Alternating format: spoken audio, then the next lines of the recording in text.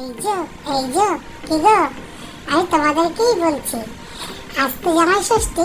আর জামাই ষষ্ঠী উপলক্ষে আমরা সবাই ব্যান্ডেলের বরফি রেস্টুরেন্টে চলে গেছিলাম জামাই ষষ্ঠী পালন করতে।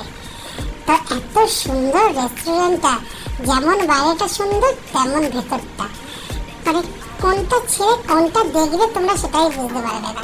চেয়ার টেবিল থেকে শুরু করে ফ্লোর থেকে শুরু করে সব সব সব ইভেন বেসিংটাও তোমরা না গেলে তোমরা বিশ্বাস করতে পারবে না। এরা জামাই ষষ্ঠীর জন্য প্রত্যেক কটা ব্যবস্থা করে রেখে দিয়েছিল। আর দেখো আমার দিদা বাবাকে আশীর্বাদ করছে, সমস্ত কিছুর জন্য সবকিছু ওরাই ব্যবস্থা করে দিয়েছিল। আর সবচেয়ে বড় কথা, এখানকার স্টাফ খুব খুব খুব ভালো।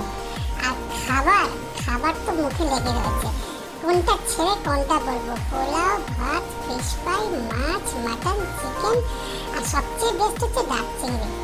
এটা তোমরা ট্রাই করো, আর গেলে আমার কথা তোমরা কিন্তু বলো ওখানে।